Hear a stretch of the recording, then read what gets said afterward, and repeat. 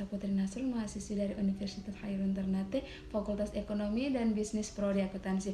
Oke, baik, di sini saya akan menjelaskan sedikit tentang metode penelitian fenomenologi. Berikut ini adalah beberapa kerangka yang akan saya jelaskan dalam pembahasan ini. Yang pertama, definisi fenomenologi, yang kedua, tujuannya, yang ketiga, ciri-ciri metode fenomenologi, yang keempat, langkah-langkah, yang kelima, teknik pengumpulan data dalam metode fenomenologi, yang keenam, kelebihan dan kekurangan, dan yang terakhir, contoh peristiwa fenomenologi. Oke, baik, kita masuk ke pembahasan yang pertama, yaitu teori fenomenologi.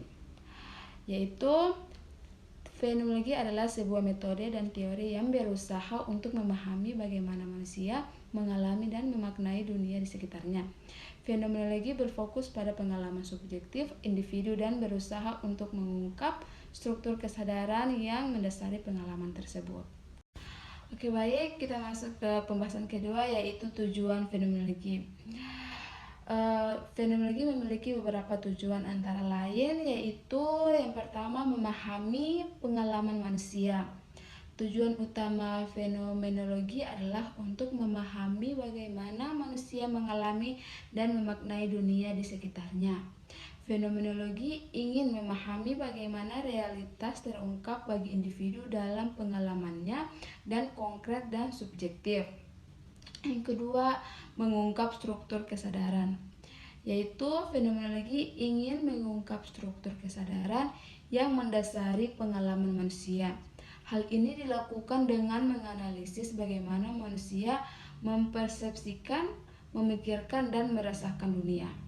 Dan yang ketiga, menemukan esensi fenomena, yaitu makna yang mendasarinya. Hal ini dilakukan dengan menghubungkan pengalaman individu dengan pengalaman orang lain dan dengan melihat bagaimana fenomena tersebut terhubung dengan struktur kesadaran. Dan yang keempat, membangun pengetahuan yang lebih mendalam, yaitu fenomenologi dapat membantu membangun pengetahuan yang lebih mendalam tentang berbagai aspek kehidupan manusia, seperti pengalaman hidup, yaitu bagaimana orang mengalami dan memaknai peristiwa dalam hidup mereka. Terus hubungan sosial, yaitu bagaimana orang berinteraksi dengan membangun hubungan dengan orang lain. Selanjutnya, institusi sosial, yaitu bagaimana orang memahami dan berinteraksi dengan institusi sosial seperti sekolah, rumah sakit, dan pemerintah.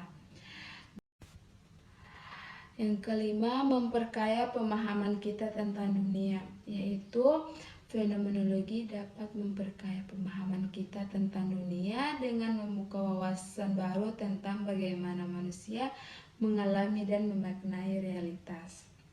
Berikut adalah ciri-ciri fenomenologi. Yang pertama, mengacu pada kenyataan, yaitu fenomenologi berfokus pada pengalaman subjektif individu tentang realitas. Fenomenologi ingin memahami bagaimana realitas tampak bagi individu dalam pengalaman yang konkret dan subjektif.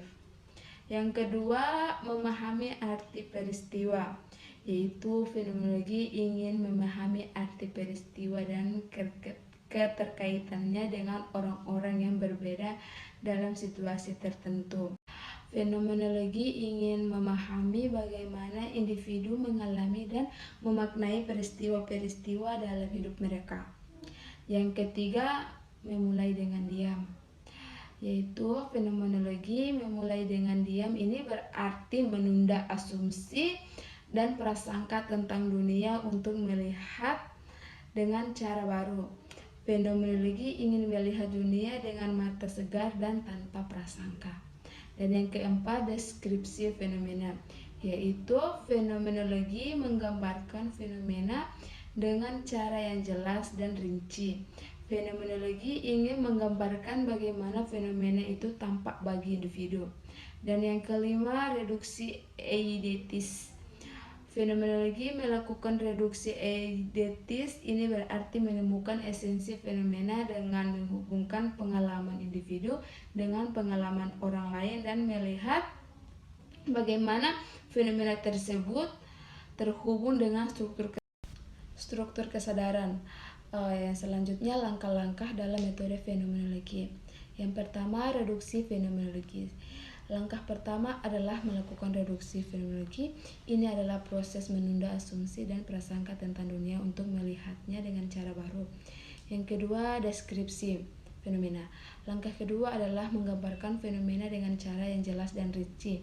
Fenomena ini ingin menggambarkan bagaimana fenomena itu tampak bagi individu. Dan yang ketiga, analisis data. Langkah ketiga adalah menganalisis data. Data dianalisis untuk mengidentifikasi tema dan pola yang muncul.